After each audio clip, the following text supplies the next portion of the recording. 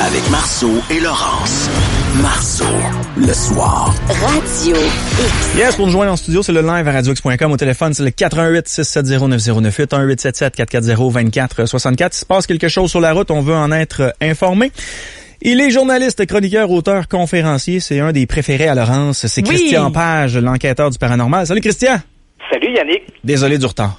Ah, ça va. Écoutez, j'écoutais vos recettes de cuisine, là, puis je me dis, bon Dieu, je pense qu'on va me faire une salade aux cocombes.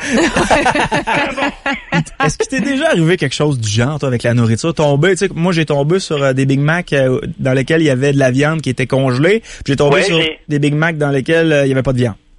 Non, pour être honnête, il m'est pas arrivé un truc comme celui-là, mais juste avant d'entrer en ondes, je racontais à Laurence que moi qui ai beaucoup voyagé, en particulier quand on avait fait la série à la recherche des reliques saintes, on est allé dans toutes sortes de régions du monde, puis comme on dit, hein, autre place, autre mœurs, hein, et il y a certaines régions du monde, c'est vrai qu'on est très dédaigneux, puis c'est vrai également qu'on a des standards très élevés d'hygiène en Amérique du Nord, en fait en Occident, mais moi je pourrais dire, là, dans certains pays d'Amérique du Sud ou dans des pays d'Afrique, écoute, on utilise le même mot pour laver notre linge, laver la vaisselle, faire pipi, puis laver la nourriture. Ouais. Tu sais, fait que là, quand on te sert ça sur la table, tu hésites, là, un petit peu, là. Tu sais, là, je me rappelle à un moment donné, en Amérique du Sud, au Pérou, par exemple, au marché, une sorte de marché central, écoute, on nous vendait de la nourriture, les gens vendaient de la nourriture sur des étals. Écoute, il y avait littéralement là, des asticots dans la viande, le poulet était rendu vert, tu sais. Puis les gens achetaient ça, les gens consomment ça. Puis eux sont pas malades. Tu vois, il y a comme une sorte de tolérance que l'on a fait.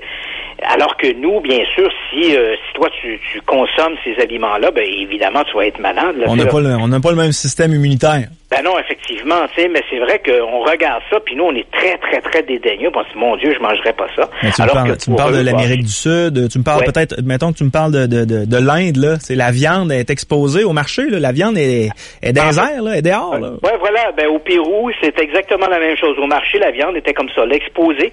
Puis elle peut être exposée une journée ou deux, là. Oui. Et alors là, écoute, alors que nous, ici, on nous dit, écoute, si ton steak a traîné pendant 3 heures sur le comptoir, mange-les plus. Ouais, c'est dangereux. Alors que eux, pendant 2 jours, là, littéralement, cette viande-là, elle est là.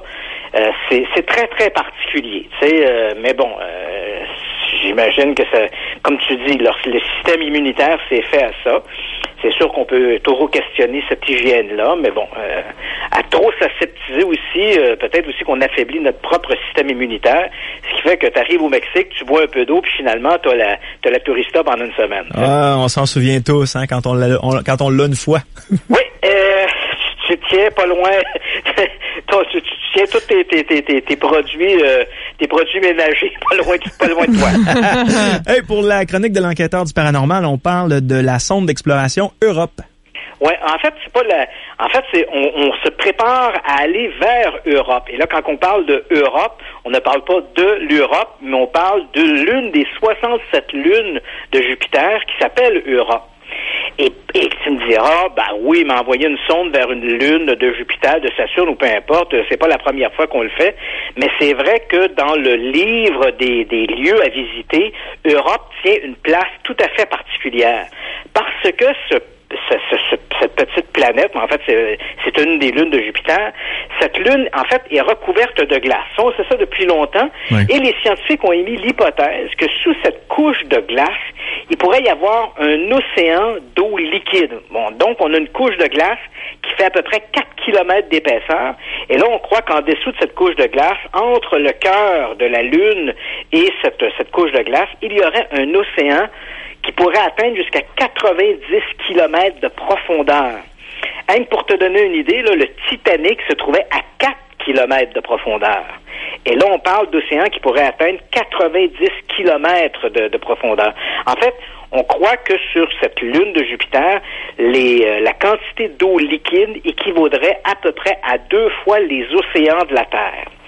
Et bien sûr, si je te parle d'eau liquide, ben, on parle d'un très, très haut potentiel de forme de vie. Et là, ben, évidemment, c'est ce qui relance, en fait, l'intérêt. Ouais. Alors donc là, la NASA a dit, écoutez, c'est vrai qu'Europe, c'est peut-être l'endroit le plus propice dans tout le système solaire où on a de la chance de trouver des formes de vie extraterrestres. Donc on imagine qu'il y a peut-être des créatures qui se sont développées dans cet océan. Donc la NASA a présenté cette semaine son fameux plan de travail. Ils vont donc essayer de construire une sonde qui aura pour première mission de déterminer si, d'une part, il y a des formes de vie sur Europe, et bien sûr de déterminer si oui ou non cet océan est bel et bien une réalité ou simplement un fantasme. La sonde également, on sait que Europe, grâce aux photographies des télescopes orbitaux, on a constaté également que de temps à autre, sur Europe, il y a des déjections qui se font dans l'espace, comme des sortes de geysers, où là, de l'eau chaude provenant du cœur de la Lune est envoyée dans l'espace. En fait, imagine-toi un geyser qui fait 200 kilomètres de hauteur. Donc, il envoie cette déjection dans l'espace qui retombe éventuellement sur la Lune sous forme de neige, mais qui, encore une fois, viendrait prouver l'existence de ces océans souterrains. Donc, la sonde, lorsqu'elle va arriver près de Europe, devra passer à travers l'un de ces geysers d'eau pour colliger, en fait, des échantillons et déterminer, et ce sera déjà une première étape pour déterminer s'il y a de la vie organique. Combien de temps avant qu'elle arrive? Ouais, là, c'est là qui est un peu le débat. Alors là, tout ça, tous les astrophysiciens à travers le monde sont tous enthousiastes. Les exobiologistes qui s'intéressent à la vie extraterrestre, ils disent, mon Dieu, enfin l'affaire le fun. Parce qu'il faut pas se le cacher. La NASA, des fois, ont des projets super plates, tu sais. Puis quand tu écoutes ça, nous allons faire ceci, on va visser une vis après un boulon, là. C'est un peu endormant. Mais là, écoute, cette idée-là de chercher de la vie extraterrestre, elle a un peu relancé l'intérêt que les gens avaient pour la NASA. Le problème, c'est que notre fameuse sonde en question ne sera pas prête avant 2020-2025. Oui. Et la NASA propose, en tout cas, elle croit qu'elle devrait se poser avant 2030. Fait que je te rappelle qu'on est en 2017, fait qu'il y a encore un petit peu de temps à attendre avant de pouvoir espérer voir cette sonde se poser sur la Lune, sur Europe, l'une de ces lunes de Jupiter. Ah, c'est le fun. Il y a un très fort potentiel de trouver de la vie organique là. Ouais. Tu sais que c'est assez amusant parce que la NASA, autrefois, était un organisme qui était presque entièrement financé par le gouvernement. Ouais. Et là, il a été un peu privatisé. Donc, il y a encore ces budgets qui sont votés par le Congrès américain, mais beaucoup des sommes d'argent de la NASA proviennent également de l'industrie privée. Et ce qui est fascinant, c'est que depuis que la NASA était un peu en perte de vitesse, et depuis qu'elle a inclus au cours des dernières années des projets de recherche de vie extraterrestre, parce que ça fait sourire, là, mais là, on n'est pas à parler de soucoupes volantes et de petits hommes verts, là. On parle vraiment de vie extraterrestre dans le sens exobiologique de la chose, qui fait à peu près l'unanimité auprès de la communauté scientifique. Et à partir du moment où la NASA a introduit ce volet de « nous allons chercher de la vie extraterrestre », ces projets ont connu énormément de succès. La NASA a gagné, en fait, du galon. Et là, il y a de plus en plus de gens qui sont fascinés par tous les travaux que fait la NASA. Et on comprend qu'elle met beaucoup l'accent sur cette idée de chercher de la vie extraterrestre. Parce qu'évidemment, plus l'organisme a la cote du public, plus c'est facile pour lui d'avoir des subsides et des argents qui proviennent du gouvernement. Prochain sujet, Christian, on parle, Laurence, attache ta tuque, on parle de chasse au Bigfoot, on parle de chasse aux licornes et au fameux Chupacabra. Ça existe tout ça? Chupacabra. Allez-vous me dire que mon rêve d'avoir une licorne va se réaliser un jour? Ça dépend, Laurence, de où tu te situes. En tout cas, si tu habites le Nouveau-Mexique, c'est pas trop l'endroit pour en parler. Parce que, en fait, il faut remonter, pour comprendre un peu l'essence de cette nouvelle-là, il faut remonter à février 2016. À ce moment-là, donc, il y a un professeur de l'Université du Nouveau-Mexique, qui se trouve à Gallup, un dénommé Christopher Bayer, qui lui a décidé de dépenser $7,000 pour organiser pendant un week-end un symposium sur le Bigfoot. Donc le Sasquatch. Donc, notre bonhomme en question organise ça. Pour l'occasion, il invite des supposés experts qui viennent parler, évidemment, de leur sujet de prédilection. Et puis, évidemment, lui, le professeur Dyer, est bien sûr un passionné de l'affaire. Il s'intéresse à ce sujet du Bigfoot. Il l'a jamais vu, mais il affirme qu'à quelques reprises, lorsqu'il est allé en forêt, il aurait entendu des cris qu'il associe aux cris du Bigfoot. Alors donc, ce week-end du 11 au 12 février 2016, il organise ce symposium qui connaît énormément de succès auprès de la population estudiantine. Ça a été un gros succès. Le problème, c'est qu'on a appris par la suite que le fameux 7 000 $ avait directement été pigé dans la caisse des sommes d'argent allouées pour des activités d'ordre pédagogique à l'université. Alors là, évidemment, ça a soulevé un tollé. Le recteur de l'université a dit oui, mais il n'y a rien d'illégal dans la mesure où M. Dyer, c'est une sorte de fonds discrétionnaire, il a pigé là-dedans. On peut toujours se questionner, bien sûr, sur l'aspect pédagogique de faire un symposium sur le Sasquatch, mais somme toute, c'était pas illégal. Bon, évidemment, cette explication-là n'a pas satisfait tout le monde. À l'époque, lorsque l'affaire avait été rapportée dans la presse, même il y avait le gouverneur du Nouveau-Mexique qui avait presque il avait presque exigé que M. Dyer rembourse le fameux 7 000 $ en question. Quoi qu'il en soit, l'affaire, pour éviter qu'il y ait une récidive, cette semaine, le sénateur de l'État, écoute, l'affaire n'en finit plus de rebondir. Le sénateur de l'État, un dénommé George Munoz, a décidé de piloter un projet de loi qui va interdire dans l'État du Nouveau-Mexique à tout organisme public ou parapublic de financer une chasse ou des enquêtes sur des créatures jugées comme folkloriques, comme le Bigfoot, les licornes, les farfadets, les Pokémon et bien sûr le Chupacabra. Donc, si ça vous tente de chasser ça et si vous espérez avoir des deniers publics, c'est pas le Nouveau-Mexique n'est pas l'endroit pour faire une soumission parce que ça fonctionnera pas. Fait qu'on tout ça parce que ce professeur d'ailleurs l'an dernier a organisé ce fameux symposium sur le Sasquatch. Donc Laurence, comme on dit, au diable les licornes, hein? Au diable les licornes. Ouais, mon rêve se réaliserait pas. C'est pas au Nouveau-Mexique que ça va se faire financer, c'est certain. Voilà. On parle maintenant d'hommes autour de la Lune en 2021. Ben oui, écoute, je te ramène dans l'espace. Tu sais que la NASA avait, durant l'administration Bush, on avait lancé un projet qui s'appelait le projet Constellation. Et ce projet Constellation envisageait de remettre des hommes sur la Lune dans la décennie là entre 2015 et 2025. Donc la NASA se préparait à remettre des hommes sur la Lune. Et puis, lors de l'arrivée au pouvoir du président Barack Obama, le projet Constellation a été jugé trop coûteux et Barack Obama a fait une croix là-dessus. Donc la NASA, un peu la queue entre les deux jambes, est retournée à leur planche à dessin, puis on dit ça a bien de l'air que notre projet de remettre des hommes sur la Lune vienne de mourir au feuilleton. Et puis voilà que la semaine dernière, l'Agence spatiale européenne et le géant de l'aviation Airbus ont annoncé qu'ils allaient eux aussi mettre l'épaule à la roue et ils allaient collaborer avec la NASA pour fournir des pièces maîtresses dans la construction d'un engin spatial qui va s'appeler le vaisseau Orion. Et ce vaisseau Orion devrait éventuellement ramener des hommes autour de la Lune. On ne parle pas d'un atterrissage sur la Lune, mais d'ici 2021, ce vaisseau devrait pouvoir amener un nouvel équipage en orbite autour de la Lune.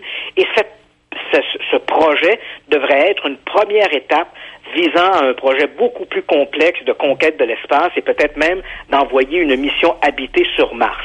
Mais commençons d'abord par la Lune. Et donc là, on peut prévoir, si le projet va bon train, que d'ici 2021, on devrait à nouveau voir un équipage en orbite autour de la Lune, ce qui n'a pas été fait en fait depuis le 1972, lorsque la NASA a abandonné son fameux projet Apollo, qui avait permis finalement à 6 équipages d'atterrir sur la Lune. Donc 12 hommes ont marché sur la Lune.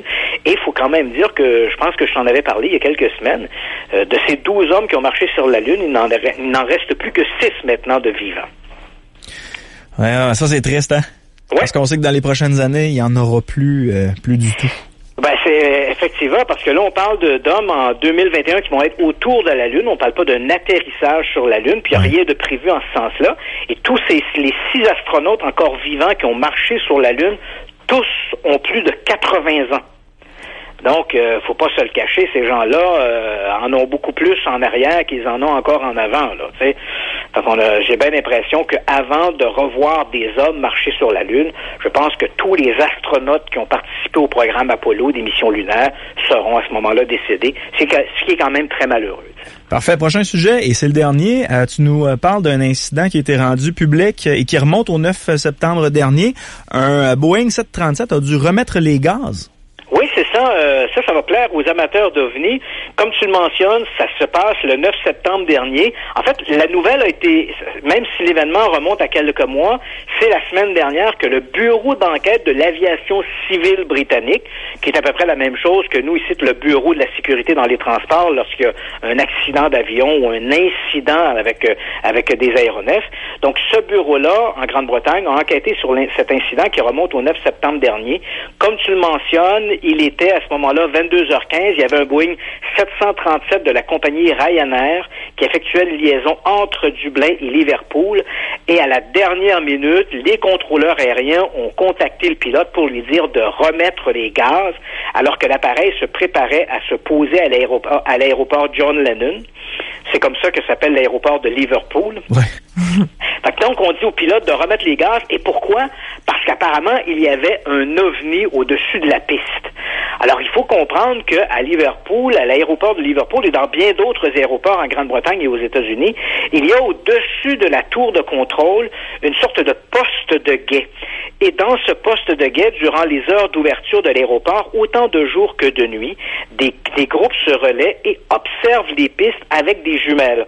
On veut bien s'assurer qu'il n'y a pas ou bien d'autres aéronefs étrangers, mais surtout s'il n'y a pas, par exemple, des bancs d'oiseaux ou des trucs comme ceux-là.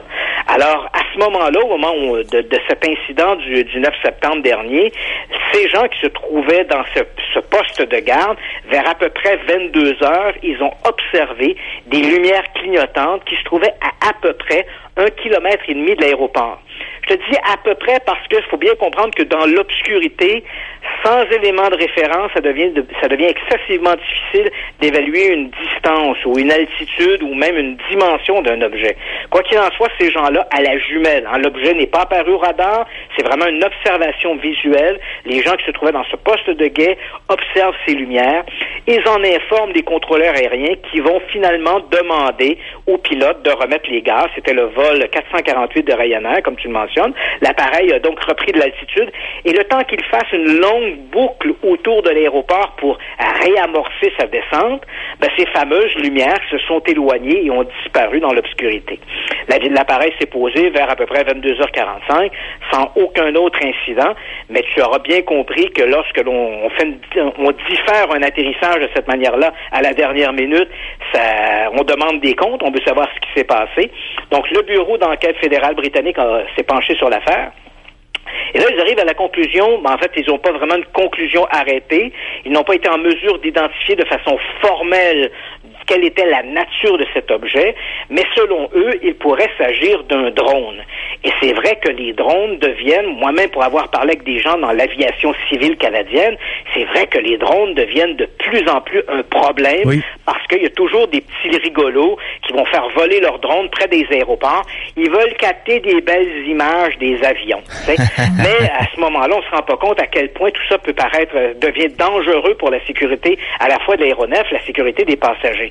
Donc, le bureau britannique dit ces fameuses lumières, même si on n'a pas trouvé un coupable, on favorise l'hypothèse d'un drone. Mais tu auras bien compris que dans l'univers des ovnis, rien n'est aussi simple.